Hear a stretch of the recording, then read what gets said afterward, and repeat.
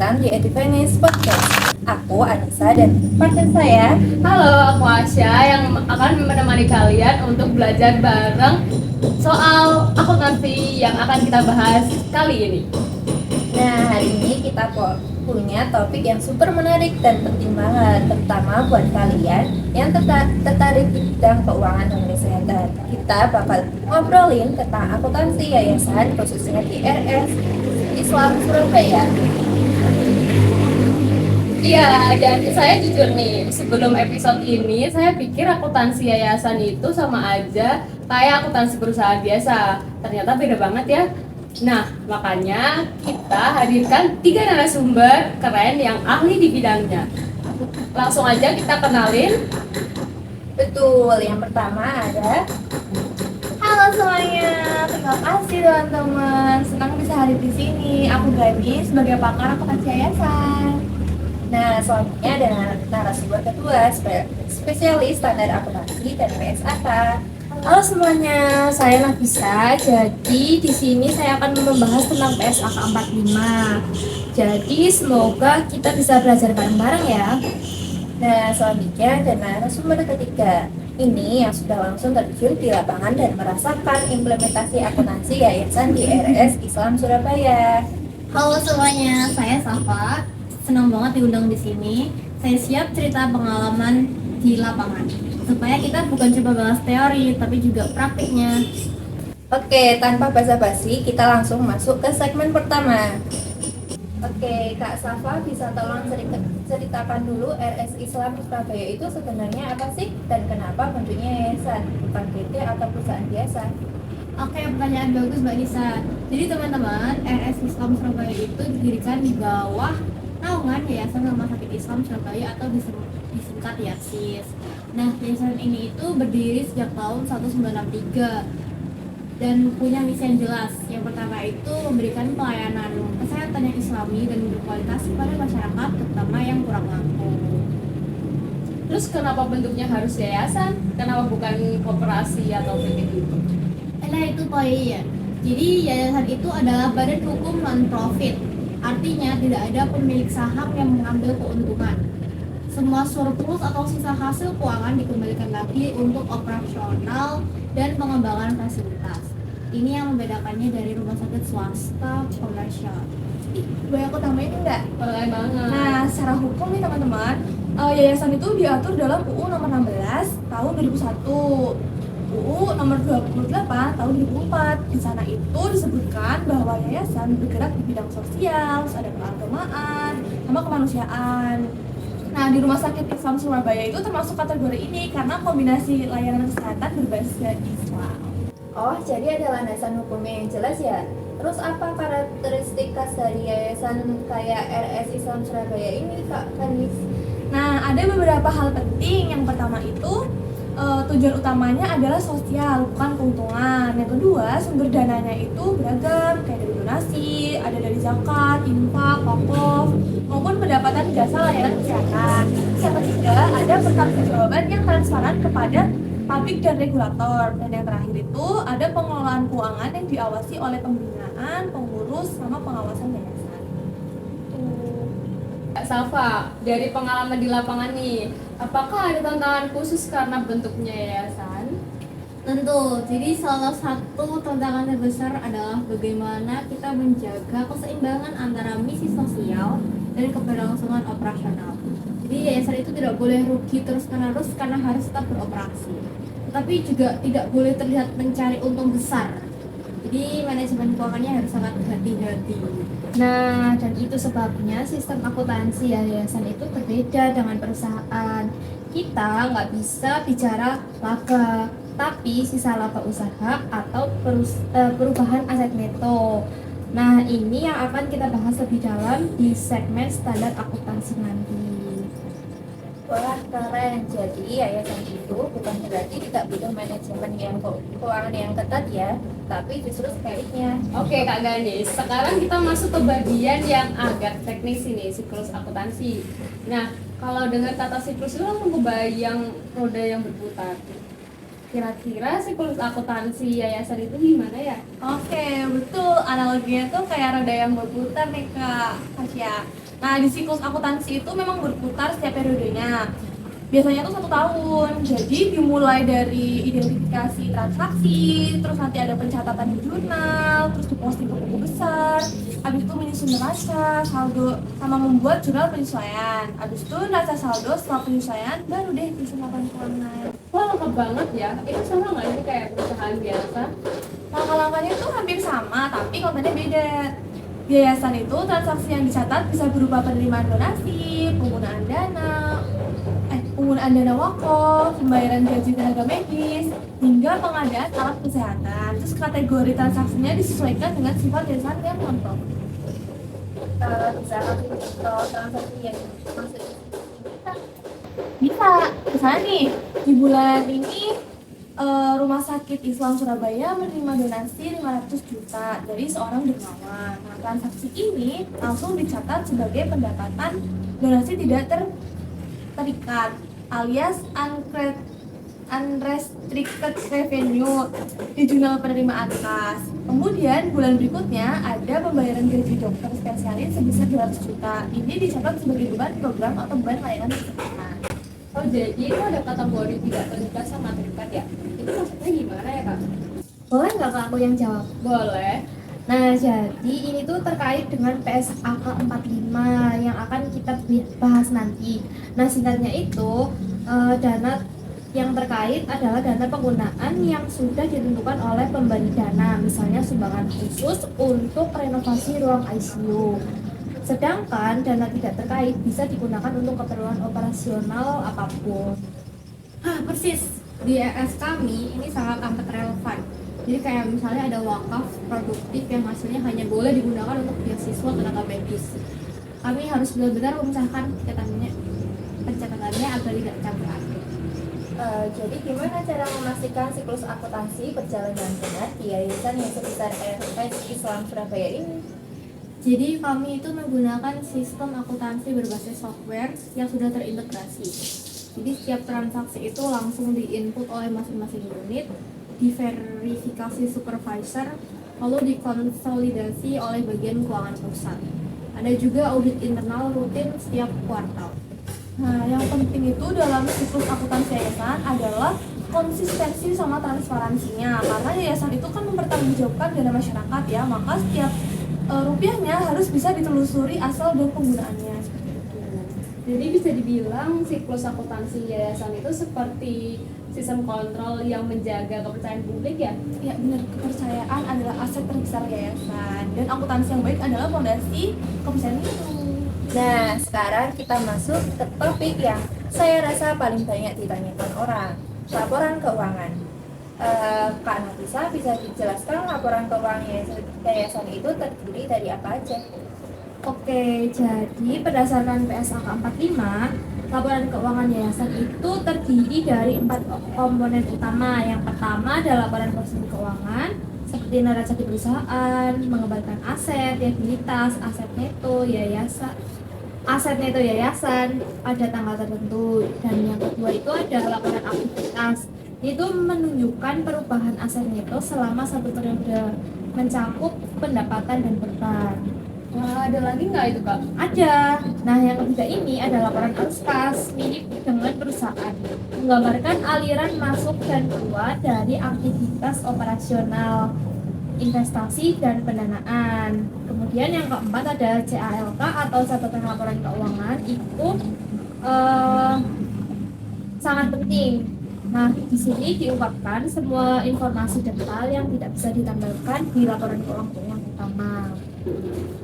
Kak Kanis, boleh kasih gambaran nggak tentang isi laporan kondisi keuangan yayasan yang lebih konteks itu? Ini boleh banget.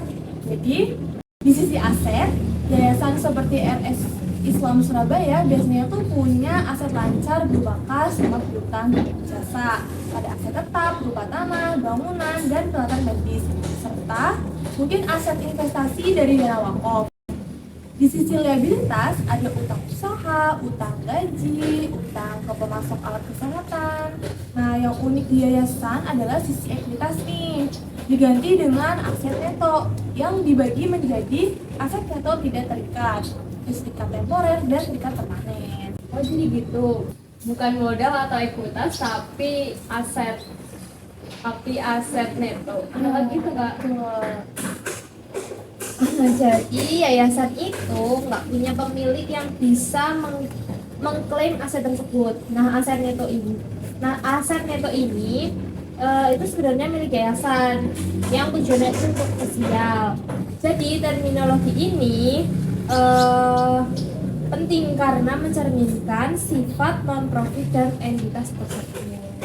Jadi di RS kami itu laporan aktivitas sangat kami perhatikan gitu. Kami melihat dari sini apakah pendapatan program layanan kesehatan itu bisa menutup biaya operasional. Kalau selisihnya positif itu namanya surplus, bukan laba ya, tapi kalau surplus ini itu kemudian diputuskan penggunaannya itu oleh pengurus yayasan dalam rapat tahunan. Oh, jadi gitu. Kalau dari sisi pencatatan transaksi, apa yang paling penting diperhatikan dalam pencatatan transaksi yayasan, Kak? Nah, di sini ada 3 prinsip utama teman-teman. Yang pertama itu adalah klasifikasi yang benar. Harus jelas apakah transaksi itu termasuk aktivitas terikat atau tidak terikat. Yang kedua itu ada dokumentasi yang lengkap. Setiap transaksi itu sudah ada buktinya, kayak kwitansi, faktur, sama surat perjanjian. Yang ketiga itu ada otorisasi berlapis. Ada yang mengajukan, ada yang tidak menyetujui, ada yang mencatat, dan ada yang mengontrol. Jadi satu hal yang kami terapkan adalah double entry bookkeeping yang ketat. Misalnya kita menerima donasi tunai sebesar 100 juta. Jadi di debit itu ada kas sebesar 100 juta dan kreditnya itu ada pendapatan donasi tidak terikat sejumlah 100 juta. Sederhana, tapi harus konsisten dan terdokumentasi. Bagaimana kalau ada transaksi yang tidak biasa? Misalnya menerima hibah peralatan medis gitu kan? Nah, jadi hibah non kas diakui pada nilai wajar aset yang diterima. Jadi kalau menerima peralatan USG senilai 800 juta, dicatatnya itu di debit peralatan medis sebesar 800 juta, kemudian kredit yaitu pendapatan hibah sebesar 800 juta. Nah, asetnya masuk ke neraca dan perlu didepresiasi sesuai masa manfaatnya. Jadi pencatatan transaksi yang yayasan itu harus sangat teliti dan detail ya. Hai, kembali lagi dengan kita. Oke. Selanjutnya ini segmen yang paling ditunggu-tunggu, standar akuntansi yayasan. Kak Nafisa, boleh jelaskan PSAK 45 itu apa dan kenapa penting banget? Oke, jadi PSAK 45 itu kepanjangan dari persyaratan standar akuntansi keuangan nomor 45, khususnya mengatur tentang pelaporan keuangan organisasi nirlaba. Di Indonesia ini merupakan acuan utama bagi yayasan, lembaga sosial, dan organisasi non-profit lainnya dalam menyusun laporan keuangan yang bisa diperbandingkan dan bisa dipercaya. Nah, sejak kapan sih ini PSAK 45 itu ada, Kak? Jadi PSAK 45 itu terbit pertama kali itu tahun 1997 oleh Ikatan Akuntan Indonesia atau IAI dan sudah beberapa kali revisi mengikuti perkembangan standar internasional. Nah, khususnya mengacu pada IFRS untuk entitas nirlaba. Versi terkini memberikan panduan yang lebih detail soal pengungkapan sama klasifikasi. Terus yang perlu dipahami dari PSAK 45 ini itu nggak berdiri sendiri teman-teman. Yayasan itu juga perlu merujuk pada PSAK lain yang relevan kayak PSAK 16 buat aset tetap, PSAK 55 buat instrumen keuangan, dan PSAK 73 untuk sewa. Terus ada PSAK 45 adalah untuk kerangka utamanya, tapi detail teksnya tuh mengacu pada PSAK 45. Tuh. Jadi poin-poin terpenting dalam PSAK 45 yang harus dipahami oleh pengelola yayasan itu apa? Nah, ada 5 poin yang krusial. Yang pertama adalah klasifikasi aset neto menjadi 3 kategori: tidak terikat, terikat temporer, dan terikat permanen. Ini fundamental. Yang kedua, ada penyajian laporan aktivitas yang harus menunjukkan perubahan ketiga kelas aset neto tersebut. Nah, yang ketiga, yang terakhir itu ada laporan arus kas. Jadi, laporan arus kas harus disajikan menggunakan metode langsung atau tidak langsung. Terus yang keempat, pengungkapan yang komprehensif dalam CLK atau catatan laporan keuangan. Nah, yang kelima ada konsistensi kebijakan akuntansi antar periode. Dari pengalaman di Rumah Sakit Islam Surabaya ini, apakah implementasi PSAK 45 ini mudah atau ada tantangannya? Gini Mbak Asya, jujur itu ada tantangannya, terutama itu di awal implementasinya. Salah satu yang paling rumit itu adalah mengklasifikasikan asetnya itu terikat temporer versus terikat permanen. Misalnya nih, ada wakaf yang hasilnya itu bisa digunakan, tapi pokoknya tidak boleh dipakai. Itu masuk terikat permanen.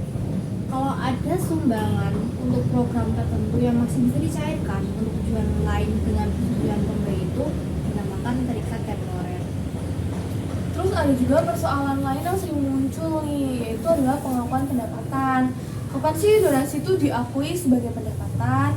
Yaitu saat diterima kasnya atau saat ada komitmen dari donatur. PSAK 45 mengatur ini tuh dengan cukup detail, umumnya pada saat ada kepastian aliran ekonomi yang masuk dan nilainya bisa diukur secara andal. Nah, selain itu ada isu soal penyajian beban. Di PSAK 45, beban itu harus disajikan berdasarkan fungsinya. Apakah untuk program utama, untuk manajemen umum, atau untuk penggalangan dana, bukan hanya berdasarkan jenisnya seperti gaji, listrik, dan sebagainya.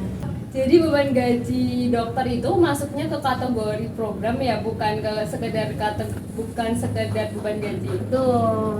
Iya, betul banget. Jadi gaji dokter itu adalah bagian dari program layanan kesehatan itu. Adalah aktivitas utama yayasan. Berbeda dengan gaji staf administrasi yang masuk manajemen umum.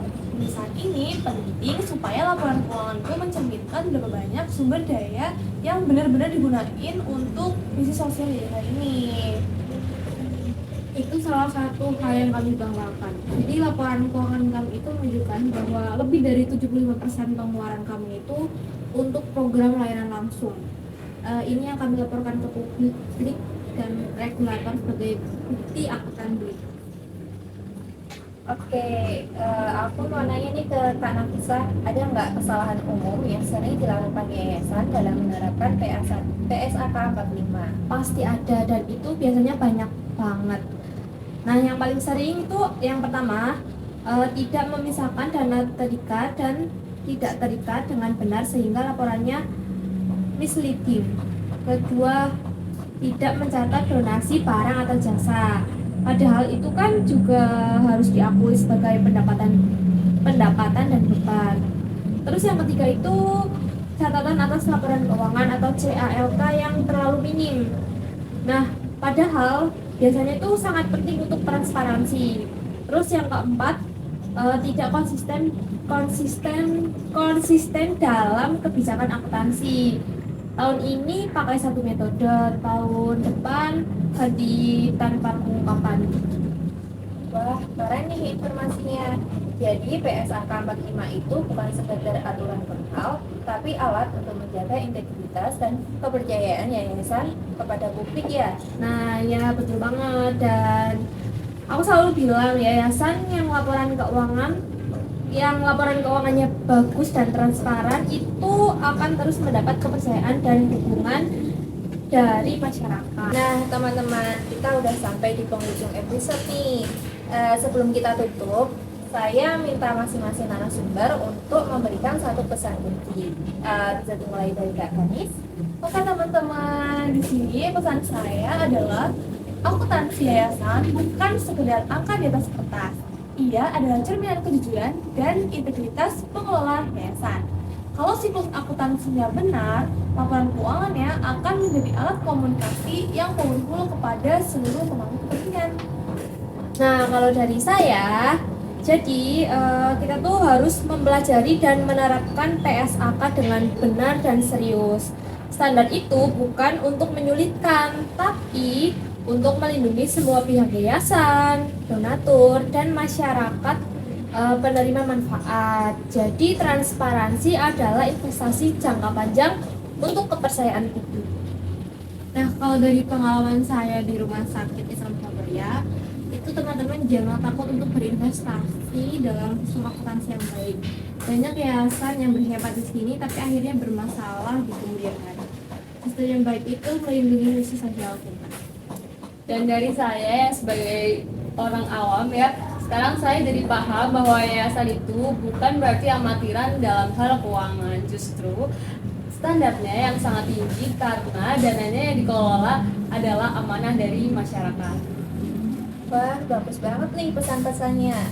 Dari saya sendiri, apapun peran kalian, entah sebagai pengelola yayasan, mahasiswa, akuntansi, donatur, atau masyarakat umum, memahami akuntansi yayasan itu penting karena ini menyangkut bagaimana sumber daya sosial dikelola untuk kebaikan bersama. Oke, terima kasih banyak kepada Kak Tanis, Kak Safa, dan Kak Nafisa atas ilmu yang sudah dibagikan dan pengalaman yang sangat berharga ini. Sama-sama, senang bisa berkontribusi semuanya. Terima kasih banyak Kak udah ngundang kita. Semoga ilmunya bisa bermanfaat. Iya, semoga teman-teman bisa terinspirasi juga ya. Dan kalian yang nonton jangan lupa klik tombol like, subscribe, dan jangan lupa share podcast ini ya. Kalau ada pertanyaan, drop di kolom komentar di bawah ini. Sampai jumpa episode selanjutnya.